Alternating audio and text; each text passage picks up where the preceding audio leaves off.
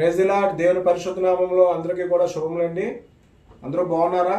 ఉదయకాల సమయంలో రక్షణ వాక్య కార్యక్రమంలో మీరందరూ సంతోషంగా పాలిభాగస్తులై నిత్యము కూడా దేవుని పరిశుద్ధ నామంలోని స్తుతిస్తూ ఆరాధిస్తూ ఆయన యొక్క కృపలో మనమందరం కూడా మన జీవితాన్ని ఆశీర్వాదకరంగా మనం నడిపించుకున్నందుకు గాను ప్రతి ఒక్కరూ కూడా దేవుని పరిశుద్ధ నామంలో స్తుతులు స్తోత్రములు చెల్లిస్తూ మరి నేటి దినము మన యొక్క రక్షణ వాక్య కార్యక్రమంలో ప్రతిరోజు కూడా పరిశుద్ధ గ్రంథంలో విషయాలతో పాటు సమాజంలో జరుగుతున్నటువంటి అనేకమైనటువంటి విషయాల గురించి కూడా మనం మాట్లాడుకోవాల్సినటువంటి అవసరం ఖచ్చితంగా ఉంది. ప్రియమైన క్రైస్తవ సోదరులారా, మరి నేటి దినం మనం మాట్లాడుకోబోయేటువంటి విషయం ఇది మనం మాట్లాడుకోవడంతో పాటు ముఖ్యంగా నేను చెప్పే ప్రతి వీడియోస్లో కూడా విశ్వాసులని బలపరిచే ఉద్దేశంతో నా వీడియోస్ ఎప్పుడు కూడా జరుగుతుంటాయి. ఎందుకంటే విశ్వాసుల బలం అనేది సంఘానికి, సమాజానికి, అదేవిధంగా ప్రభువైన యేసుక్రీస్తుల వారు చెప్పినటువంటి మార్గాలు విశ్వాసుల నుంచే వివిధ రకాలుగా అవన్నీ కూడా జరుగుతుంటాయి. కాబట్టి మనం అందరం కూడా విశ్వాసులు సంతోషంగా ఉండాలి. ప్రతి విశ్వాసి కూడా ప్రభువైన యేసుక్రీస్తు వారి యొక్క మార్గాన్ని ఆయన యొక్క ఆలోచన విధంగా నడుచుకోవాలనేదే క్రైస్తత్వం యొక్క ముఖ్య లక్షణము. మరి అటువంటి మన యొక్క క్రైస్తవులుగా మన విశ్వాసులు ఎప్పుడు కూడా సంతోషంతో ఉండాలని అంటే కొన్ని మార్పులు చేర్పుల కోసం ప్రతి ఒక్కరు ప్రయత్నిస్తూ ఉంటారు, కానీ మార్పులు చేర్పులు జరగవు. ఎందుకు జరగట్లేదు అంటే ఈరోజు మనం ఒక విషయం మాట్లాడుకుందాం. ఆ విషయం ఏంటంటే క్రైస్తవుడు మత విమర్శగా నీ మార్గమా? ఓ క్రైస్తవుడా, మతాన్ని విమర్శిస్తూ ఉండడం నీ మార్గమా అని మనం ఒక విశ్వాసిగా మనం ఒక ప్రశ్న వేసుకున్నట్టయితే నేటి సమాజంలో ఎక్కువ శాతం ఏం జరుగుతుంది? మనం రోజు మన దైనందిన జీవితంలో ప్రతిరోజు కూడా మన ప్రార్థనతో ప్రారంభమైన కానించి ముగింపు ప్రార్థన వరకు కూడా సమాజంలో క్రైస్తత్వంలో జరుగుతుంది ఏంటి? ఒక విశ్వాసిగా మనము తెలిసినా కూడా ఎందుకు స్పందించలేకపోతున్నాము, ఎందుకు ఆ విషయాల మీద మనం తెలుసుకోలేకపోతున్నాం చూస్తే ఈ రోజుల్లో అతి తక్కువ మంది సేవకులు, అందరూ అని మనం మాట్లాడడానికి వీల్లేదండి. విశ్వాసులు ప్రతి ఒక్కరు గుర్తుపెట్టుకోవాల్సింది ఏంటంటే అందరూ అని మాట్లాడడానికి మన దగ్గర రైట్ లేదు. కొంతమంది విశ్వాసులు, కొంతమంది పేర్లు నేను బయటపరచాల్సినంత నెసిటీ అయితే లేదు. ఎందుకంటే వాళ్ళు దేవుడి కన్నా గొప్పవారు ఏం కాదు. మనం ఎవరు దేవుడి కన్నా గొప్పవారు ఏం కాదు. దేవుని కృపలో కొంతకాలం మాత్రమే మనం ఇక్కడ బతుకుతాం. ఆ బ్రతికిన వారిలో కొంతమంది దేవుని సేవకి ఏర్పరిచిన వారుగా ఉంటారు, కొంతమంది విశ్వాసులుగా ఉంటారు, కొంతమంది సమాజ శ్రేయస్సులో క్రైస్తత్వానికి ముందుకు తీసుకెళ్ళి వివిధ రకాల కోణాల్లో వివిధ రకాలుగా ఉంటారు. అయినా మరి ఈ రోజుల్లో మరి ఆ కోణానికి చెందినటువంటి ఆ కొంతమంది వ్యక్తులు ఏం చేస్తున్నారండి? మనం ఆలోచిస్తే ప్రియమైన విశ్వాసులారా, మీరు ఆలోచిస్తున్నారా? ఒక మతం కేవలం క్రైస్తత్వాన్ని ఒక మతం కింద చూపిస్తూ ప్రభువైన యేసుక్రీస్తుల వారి యొక్క మార్గం అసలు బైబిల్లో మనకి చెప్పినటువంటి మార్గం ఏంటి? సమాజంలో ప్రస్తుత క్రైస్తవ్యంలో నడిపిస్తున్న మార్గం ఏంటి అని ఆలోచిస్తే ఓన్లీ విమర్శలే. వాదన విమర్శ. యూట్యూబ్ ఛానల్ మనకి ఇచ్చింది సోషల్ మీడియా ప్లాట్ఫామ్ని మనము విశ్వాసులు బలపడడానికి ఒక మంచి వేదిక అది. అలాంటి యూట్యూబ్ వేదికల్లో జరుగుతుంది ఏంటండి? విశ్వాసులారా, మీరు గమనించండి బాగానా. ఒక రకంగా చెప్పాలంటే బోధ కానీ లేదంటే దేవుని మాటల గురించి కానీ చాలా తక్కువైపోయాయి. దీనితో పాటు మతాన్ని అడ్డు పెట్టుకొని ఒక వ్యక్తి ఏమో ఒక రకంగా విమర్శిస్తాడు, మరొక వ్యక్తి ఏమో మరో రకంగా విమర్శిస్తాడు. మరి వీళ్ళు ఏ రకమైన పాస్టర్లో మరి నాకైతే ఏం అర్థం అవ్వట్లేదండి. మరి వీళ్ళకి ట్రైనింగ్లు ఎవరు ఇచ్చారో తెలియదు, వీళ్ళు మరి మాట్లాడుతున్న మాటలు ఏంటో తెలియదు. ఒకడేమో అంటారు కొట్టుకుందాం రా అంటారు, ఇంకోటేమో చంపుకుందాం రా అంటారు, ఒకడేమో నా బలం ఎంత అని అంటారు, ఇంకోటేమో నీ బలం ఎంత అని అంటారు. ఇవన్నీ క్రైస్తవ విశ్వాసులకు అవసరమేంటి? ఈ రోజుల్లో విశ్వాసులకు కావాల్సిందేంటి? చక్కగా ప్రభువైన యేసుక్రీస్తుల వారు పరిశుద్ధ గ్రంథంలో చెప్పిన మాటలు, ఆయన అనుసరించిన వైఖరి, ఆయన ఏ రకమైన మార్గాన్ని తెలియజేశారు, ఆయన ఏ రకమైన శాంతిని కలుగు చేశారు, ఆయన ఏ రకమైన ప్రేమను పంచారు జనాలకి. ఇదంతా చెప్పడం మానేసి ఒక్క బోధ లేదండి. ప్రియమైన విశ్వాసులారా, మీరు ఇది గమనించాలి. ఎందుకనంటే సోషల్ మీడియాలో ఇప్పుడు నేను మాట్లాడినా లేదు, నా స్థానంలో ఎవరు మాట్లాడినా సరే, ఏదో ఒక విమర్శ వచ్చింది, సరే అది శోధనతో కూడుకున్న విమర్శ, మనం దాన్ని స్కిప్ చేసి మనం ప్రార్థనలో ముందుకెళ్దాము, మనం ప్రభువైన యేసుక్రీస్తు చెప్పిన మార్గాన్ని అనుసరించడం కదా వచ్చామనే ఆలోచన ఉన్నవాడైతే విమర్శలకి దాన్ని నడిపించడండి. కేవలం ఒకటే ఏంటనంటే ఒక గోల. సోషల్ మీడియా అంటే ఒక గోల. ఈ గోల్లో మీరు బాగా గమనించండి విశ్వాసులారా, 3 విషయాలు బాగా జరుగుతాయి. ఒకటి ఏంటంటే వీళ్ళెవ్వరూ కూడా ఈ కొద్ది మంది పేర్లు నేను మాట్లాడుతాను, కానీ మనకన్నా పెద్దవాళ్ళ పేర్లు మాట్లాడడం వాళ్ళు ఇప్పటికే మాట్లాడి వాళ్ళ గురించి మాట్లాడి మనం వాళ్ళకి చెప్పే స్థాయా లేకపోతే అని అనిపించుకోవడం కన్నా డైరెక్ట్గా విశ్వాసులకే చెప్పాం అనుకోండి, మనకి ఏ ప్రాబ్లం ఉండదు. అది విశ్వాసులు డిసైడ్ చేస్తారు. ఎందుకనంటే చెప్పేవాడు ఒకడే. ఇప్పుడు నేను మాట్లాడుతున్నా అంటే నేను ఒక్కనే, కానీ వినేవాళ్ళు కానీ ఆలోచించేవాళ్ళు కానీ దాని యొక్క పర్సంటేజ్ చాలా ఎక్కువ. ఆ ప్రభావం ఇలాంటి వ్యక్తులకు గట్టిగా తగిలింది అనుకోండి, సెట్ అయిపోతారు, మొత్తం అంతా సెట్ అయిపోద్ది. అందుకనే ఇటువంటి కొంతమంది సో కాల్డ్ అందరూ కాదు, పెద్ద పాస్టర్లు, లేదంటే వయా మీడియా పాస్టర్లు, యూట్యూబ్ పాస్టర్లు, జూనియర్ పాస్టర్లు, ఇలా కాదు, ఒక వర్గం యూట్యూబ్లో నడిపిస్తుందంతా ఒక వర్గం, కొంత సమూహం. ఈ సమూహంలో విశ్వాసులు చాలా జాగ్రత్తగా ఉండాలి. మరి చెప్తున్నాం, విశ్వాసులు ఒక క్రైస్తవుడిగా, పరిశుద్ధ గ్రంథాన్ని చదువుకునేవాడిగా, ఒక విశ్వాసిగా, ఒక నమ్మకం కలిగిన వ్యక్తిగా క్రీస్తు మార్గాన్ని మీరు వినేవి క్రీస్తు మార్గాన్ని అనుసరించే విధంగా ఉన్నాయా, క్రీస్తు మార్గాన్ని అనుసరించకుండా ఉన్నాయా అనే విషయాల్ని మీరు ఖచ్చితంగా తెలుసుకోవాలి. రకరకాల డిబేట్లు ఏంటి, ఏంటో మరి డిబేట్లు ఏంటి అర్థం అవ్వవు. అందులో ఒక దేవుడు వాక్యం ఉండదు. మీరు చూడండి, కావాలంటే మీరు సోషల్ మీడియాలోని మీకు నచ్చిన పాస్టర్లు కూడా మీరు వ్యక్తిగతంగా ఆలోచిస్తే ఆ డిబేట్లో అతి స్వల్పం, ఫింగర్ టిప్స్ మీద మనం లెక్క పెట్టవచ్చు. దేవుని మాటల గురించి చెప్పి ప్రార్థన చేసి క్లోజ్ చేసే వాళ్ళ పర్సంటేజ్ చాలా తక్కువ. పెద్ద పాస్టర్లను విమర్శించే స్థాయికి వెళ్ళిపోయారు. మరి వాళ్ళు పుట్టినప్పుడు వీళ్ళ వయసులు ఎంతో కూడా తెలియదు. అసలు యేసుక్రీస్తులు ప్రభువారు అసలు ఎక్కడైనా విమర్శలు చేశారండి? ఆయన మరణం స్థాయి అయిపోయి ఆయన ఆరోహణ అయిపోయిన తర్వాత కూడా శిష్యులను కూడా విమర్శించలే. యేసుక్రీస్తుల వారు చేసినటువంటి ఒకే ఒక పని, గద్దించేవారు. ఎందుకనంటే మార్పు రావాలి, మారు మనసు పొందాలి, సత్యాన్ని తెలుసుకోవాలి. అంతేగాని ఇవేంటి అసలు ఈ రకమైన డిబేట్లు, డబ్బుల కోసం డిబేట్లు, నువ్వు అక్కడికి రా అంటే అక్కడికి రా డిబేట్లు, నువ్వు ఇక్కడికి రా అంటే ఇక్కడికి రా డిబేట్లు.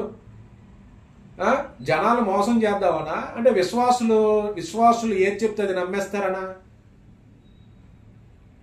కొంతమంది పాస్టర్లు చాలా జాగ్రత్తగా ఉండాలి. రాబోయే తరానికి మాలాంటి వాళ్ళకి మీరు ఆదర్శంగా ఉండాలి అని అంటే ఫస్ట్ ఆఫ్ ఆల్ మీ వైఖరి మార్చుకోవాలి. మిమ్మల్ని అందరూ గమనిస్తున్నారు, ఎవరో గమనించట్లేదని అనుకోవద్దు.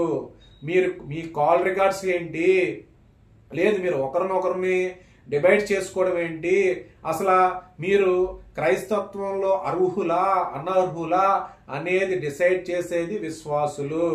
మీరు దీన్ని ఖచ్చితంగా గుర్తుపెట్టుకోండి. ఆ సోకాల్డ్ పాస్టర్లు మారకపోతే విశ్వాసులు బుద్ధి చెప్పే రోజు ఖచ్చితంగా వస్తుంది. ఒక పాస్టర్ అండి మరీ దారుణం ఏంటంటే, నేను చూస్తుంటాను, ఒక్కోసారి అనిపిస్తుంటుంది అనమాట. ఒక నీతిమంతుడిలాగా పరిశుద్ధ గ్రంథంలో ఉన్నవన్నీ మాట్లాడతాడు, పరిశుద్ధ గ్రంథంలో ఉన్న లేఖనాలన్నీ మాట్లాడుతుంటాడు. కానీ వ్యక్తిగత విషయాలు, వ్యక్తిగత దోషంలో మీరు చూస్తే ఈ పాస్టర్లు ఎవరైనా సరే మీరు గమనిస్తే వాళ్ళని ఒక బహిరంగ ప్రదేశంలోనే ఒక ప్రసంగాలు ఉండవు, వాళ్ళకి సంఘాలు ఉండవు, కొంత సమూహంతో ఎట్లీస్ట్ ప్రార్థనలు ఉండవు. సోషల్ మీడియా వేదికగా ఒక మంచి అవకాశాన్ని ఇచ్చినటువంటి ఈ సోషల్ మీడియాలోని వీళ్ళు ఇష్టానుసారంగా అనేక రకాల్లోని అనేక విధాలుగా డిబేట్లు చేసేది ఎవరితో తెలుసండి విశ్వాసులారా? వీళ్ళు మీరు బాగా గమనించండి. హిందూ సంప్రదాయం అనేది, ముస్లిం సంప్రదాయం అనేది, క్రైస్తవ సంప్రదాయం అనేది, ఇతర మతాల్లో కూడా ఇంకే మతాలు ఉన్నా సాంప్రదాయాలు చాలా ఇంపార్టెంట్. ఇప్పుడు హిందూ సాంప్రదాయం వ్యక్తుల దగ్గరికి వెళ్ళి వీళ్ళు డిబేట్లు చేస్తారండి. అక్కడ అంటే వీళ్ళ ఆలోచన చూడండి, అక్కడ హిందూ సోదరుల దగ్గరికి వెళ్ళి డిబేట్లు చేస్తే అక్కడ వాళ్ళకి మన బైబిల్ గురించి పూర్తిగా తెలియదు. వాళ్ళకి ఏం తెలుసని వాళ్ళకి తెలియదు. వాళ్ళ డిబేట్లు కండక్ట్ చేస్తే వాళ్ళ దగ్గరికి వెళ్ళి వీళ్ళు కూర్చొని మతాన్ని గురించి, క్రైస్తత్వాన్ని గురించి, ప్రభువైన యేసుక్రీస్తుల వారి గురించి ఇప్పుడు వాళ్ళకి ఏం తెలుసు అనుకోండి, అది వాళ్ళ తప్పేలా అవుతుంది. సోషల్ మీడియాలో వాళ్ళకి ఇన్వైట్ చేస్తారు. ఇన్వైట్ చేస్తే మీరు ఎందుకు వెళ్తున్నారు అక్కడికి? వెళ్ళకుండా ఉన్నాను మీరు. మీకు స్టూడియోలు లేవా? ఉన్నాయి కదా, ఒక్కొక్కడికి ఒక్కొక్క స్టూడియో ఉంది కదా. లేదు, మీకు అంతకీ ఇంట్రెస్ట్ ఉంటే మీ ఓన్ వీడియోస్ రిలీజ్ చేయండి. దేవుని గురించి మాట్లాడండి. దేవుని బోధ గురించి మీరు మాట్లాడాలి తప్పించి, కానీ మీ ఇష్టానుసారం నోరు ఇంకా అదుపు లేకుండా ఏదో ఆ మూన్ లైట్లో కూర్చొని కెమెరా ముందు ఉండగానే మీ ఇష్టానుసారంగా మాట్లాడేస్తే, మీ ఇష్టానుసారంగా చేసేస్తుంటే ఏంటిది? నిజంగా ఒక మాట అనకూడదు అనేస్తానండి. అనకూడదు అంటే ఒళ్ళు మర్చిపోయి అయితే నేనేం మాట్లాడట్లేదు. నిజంగా సిగ్గుందా అనిపిస్తుంది ఒక్కోసారి. మిమ్మల్ని చూసి మేము ఏం నేర్చుకోవాలి? అసలు మీరు మాకేం ఉపయోగపడతారు? మీ వల్ల మాకు ఏం ఉపయోగం? పట్టుపట్టి మహా అయితే చెప్పే వాళ్ళ సంఖ్య ఒక సోషల్ మీడియాలో కౌంట్ చేస్తే ఒక 50 మంది ఉంటారు. ఈ 50 మందిలోని చెప్పాను కదా, సోకాల్డ్ కొంతమంది వ్యక్తులు. వీళ్ళ వల్ల ఉపయోగం ఏంటి విశ్వాసులకి? ప్రభువైన యేసుక్రీస్తుల వారి మార్గాన్ని మేము పాటిస్తున్నాం అనడానికి వీళ్ళ దగ్గర ఆధారాలు ఏమున్నాయి? తిట్టుకోవడం, వాదించుకోవడం, విమర్శించుకోవడం, ఇంకా డబ్బుల గురించా? మీకు ఎందుకండి? మీరు గూగుల్ పేలో పెట్టుకుంటారో, ఫోన్పేలో పెట్టుకుంటారో, మీ ఇంట్లో డబ్బులతో మీరేమి సేవా కార్యక్రమాలను, లేదంటే మీ ఇంటి డబ్బులతోనో మీరు మంచివేం చేయరు. అందరూ కూడా చేసేది ఒకటే. దాన్ని ముందుకు తీసుకెళ్లేటువంటి కొంతమంది విశ్వాసులు, వారికి సేవ చేసే అవకాశం లేనప్పుడు కొంతమందికి ఇస్తారు. వాళ్ళు ఖచ్చితంగా దాన్ని మంచిగా నడిపిస్తే దేవుడు ఆశీర్వదిస్తాడు. ఒకడికి ఇస్తే ఇంకొకడికి ఓరవలేనితనం. పోనీ ఈడేదో బాగుపడుతున్నాడు, దేవుని సేవలో నడిపిస్తున్నాడు అంటే ఆడి మీద విమర్శలు, ఆడి మీద రకరకాలైనటువంటి ఆపరేషన్స్ అట, స్టింగ్ ఆపరేషన్స్ అట. TV9, NTV అండి ఇది ఏమైనా అటువంటి శాటిలైట్ ఛానల్సే చాలా జాగ్రత్తగా మంచిగా ఉన్న విషయాన్ని ఉన్నట్టుగా చెప్పడానికి ప్రయత్నిస్తాయి. స్టింగ్ ఆపరేషన్లు అట, మళ్ళీ దాని మీద డిబేట్లు అట. మీరు వేసే యాసాలు తెలియదా? మీరు కేవలం చేస్తుంది దేనికి? యూట్యూబ్ రెవెన్యూ గురించే మీరు చేస్తున్నారు.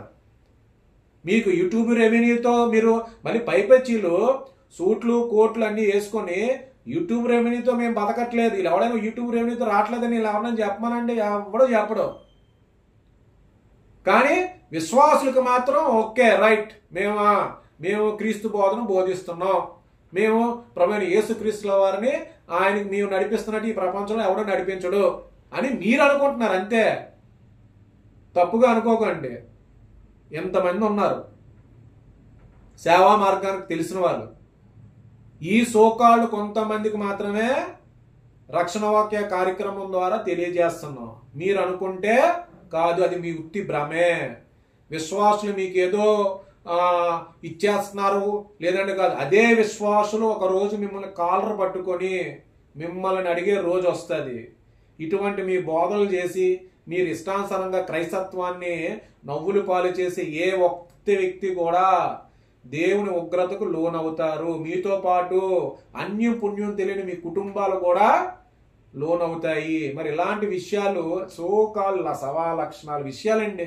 మాట్లాడుకోవడానికి ఇంకా అద్దు పద్దు లేదు. ఇంకా అసలు హిందూ ధార్మికత విలువలు హిందూ ధార్మికతకు ఉంటాయి. క్రైస్తవ మార్గాన్ని అనుసరించిన క్రైస్తత్వ లక్షణాలు కలిగిన వ్యక్తులు అసలు వీళ్ళతో వెళ్ళి డిబేట్లు కూర్చోవడం ఏంటో నాకేం అర్థం కావట్లేదు. ఏమొస్తుంది అక్కడ డిబేట్ కూర్చుంటే? మీరు ఏదైనా గెలిచారని అనుకుంటున్నారా? నవ్వుతున్నారు జనాలు చూసి. మీకు లైక్లు కొట్టేసి, మీకు ఛానల్ సబ్స్క్రైబ్ చేసేసి, సాయంత్రం అయ్యేసరికల్లా కౌంట్ ఎంత అయిందో చూసుకొని, అవునా, నెల అయ్యేసరికల్లా పేమెంట్ ఎంత వచ్చిందో అనేది మీరు చూసుకుంటున్నారేమో. మిమ్మల్ని అన్ని గమనిస్తున్నారు విశ్వాసులు. దేవుని ఉగ్రతకు గురి కాకండి దయచేసి. మీరు ఇన్స్పిరేషన్గా ఉండండి. మాలాంటి కొత్త వాళ్ళకి మీరు ఆదర్శంగా నిలబడండి. చేత కాకపోతే దయచేసి బైబిల్ పట్టుకోకండి. మీ వ్యక్తిగతంగా మీరు ఏదైనా చేయాలనుకుంటే సోషల్ మీడియాలోకి రాబాకండి. దేనికి వచ్చి మీ వల్ల మాకు ఉపయోగం ఏంటి? ఉపయోగం ఏంటి చెప్పండి. పెద్ద పెద్ద పాస్టర్లు మీరు మీ ఇష్టానుసారంగా మీరు మాట్లాడతారు.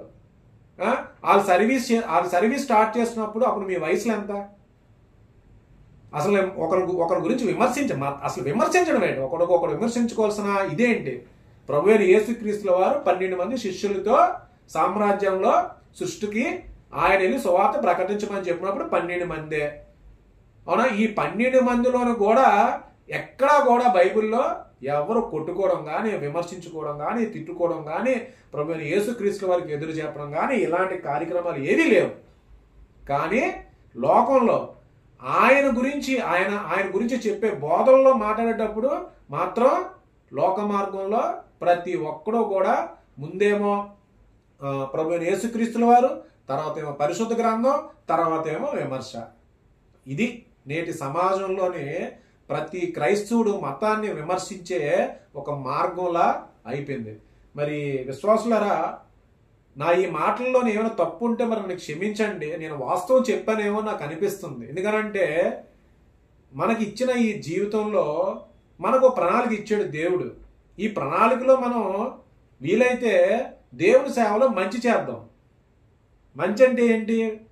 డబ్బా, లేదంటే వాదన, లేదంటే విమర్శ, లేకపోతే శాంతి లేకపోవడమా, లేకపోతే ప్రేమ లేకపోవడమా అవసరంలే.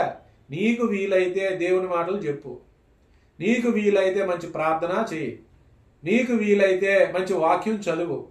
దేవుని కృప ఉండి దేవుడు నిన్ను వాడబడ్డం జరిగితే సువార్తలోకి రా. వచ్చిన తర్వాత నువ్వు సువార్త కాడని మోసే శక్తిని దేవుడిని అడుగు. అంతేగాని నేను తెల్లారితే ఎవరిని విమర్శించాలి, నేను ఎవరికి కౌంటర్ ఫైల్ చేయాలి, నేను పలానాడికి కౌంటర్ ఫైల్ చేయాలా, పలానా నన్ను ఈ విధంగా అన్నాడు కదా నీ నాని కౌంటర్ ఫైల్ చేయాలా? ఇదా మీరు విశ్వాసులకి నేర్పిస్తుంది? మీకు నచ్చలేనోడి మీద రెచ్చిపోతారు, ఇంకా సమస్య లేదు. ఒకవేళ ధైర్యం సరిపోతే ఎక్కడైతే వేరే ఆపర్చునిటీస్ ఉన్నాయో ఆ ఛానల్స్కి వెళ్ళి అక్కడ మాట్లాడుకుని ఆన్లైన్ రెచ్చగొట్టడమే ఇదట బోధట. మరి ఇది ఏ రకమైన బోధ అంటే ఆంధ్రప్రదేశ్లోని చూస్తున్న కొన్ని స్టేటుల్లో మీరు మీ ప్రొజెక్షన్ మీరు ఆ విధంగా ఇచ్చుకుంటున్నారేమో అనిపిస్తుంది. అంతే, మీరు అనుకుంటున్నారు అంతే, కేవలం మీరు అనుకుంటుందే. విశ్వాసులు ఎప్పుడు అలా అనుకోరు.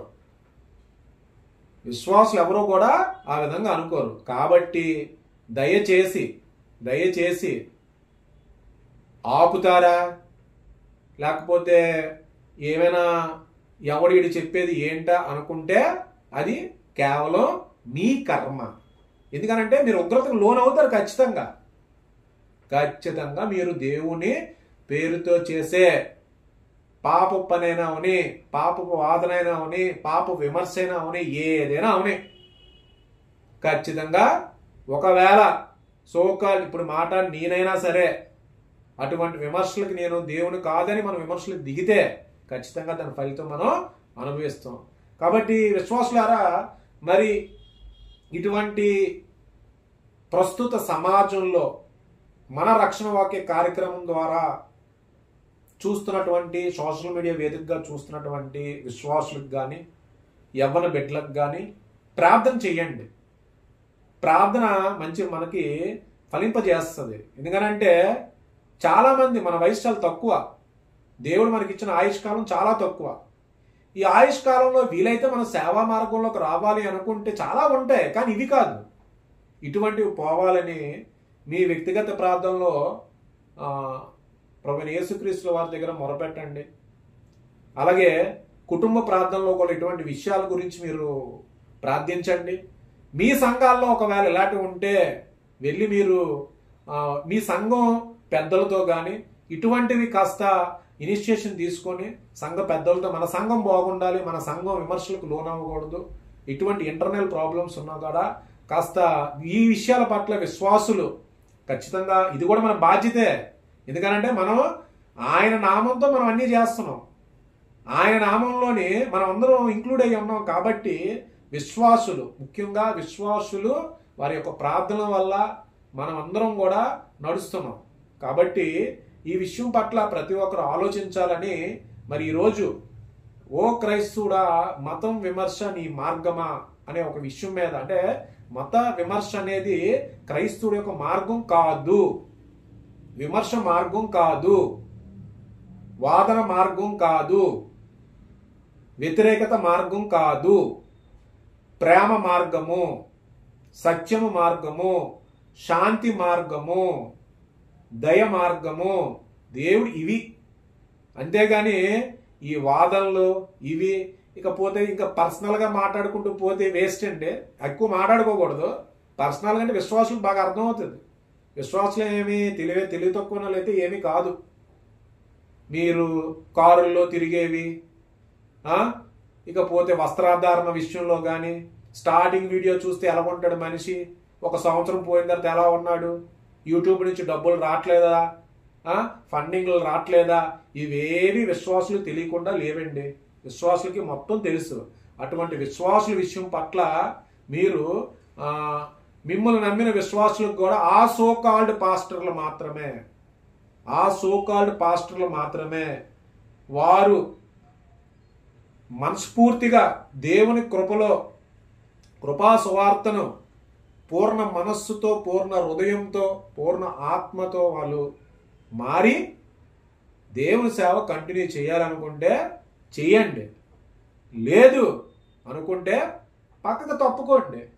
తప్పేముంది, మీ వల్ల కాదంటే పక్కకు తప్పుకుంటే వచ్చేవాళ్ళు చాలామంది ఉన్నారు, ఆశీర్వదించబడే వాళ్ళు చాలామంది ఆశీర్వదిస్తారు. కాబట్టి మాటలు తప్పుగా తీసుకోకండి. బాధ అయితే కాదు, ఇలా వెళ్ళిపోతుంటే ఎవడో మాట్లాడకపోతే ఏంటి, ఎవడు ఇష్టం వచ్చినట్టు వెళ్ళిపోతూనే ఉంటాడు. కాబట్టి రాబోయే నూతన యవ్వనస్తులు, అందులో పాస్టర్లు ఉన్నారు, అనేక సంఘాల నుంచి పాస్టర్లుగా ప్రిపరేషన్ అవుతున్న వాళ్ళు ఉన్నారు. మీరు ఇలాంటి వాళ్ళందరూ కూడా ఇటువంటి వాళ్ళకి ఖచ్చితంగా కౌంటర్ ఫైల్ చేయాలి. యవ్వన బిడ్డలు పాస్టర్ ట్రైనింగ్ అవుతున్న వాళ్ళు రండి, మాట్లాడండి. దేవుని బోధ గురించి తప్పుగా మాట్లాడితే ఖండించే హక్కు తీసుకోండి, ప్రాథమిక హక్కు అది. ఈ హక్కులు వీటితో మనకి ఏం సంబంధం లేదనుకోవడం మన పొరపాటు. లేదంటే ఇలాంటి బ్యాచ్ తయారైపోద్ది.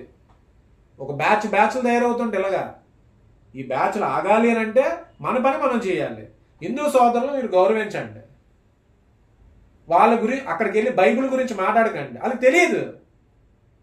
తెలియనప్పుడు ఆ సోదరులతో మాట్లాడే దాన్ని మనం తప్పుగా అనుకోవడం వల్ల వచ్చే ప్రయోజనం లేదు. వాళ్ళకి బైబిల్ గురించి తెలియదు.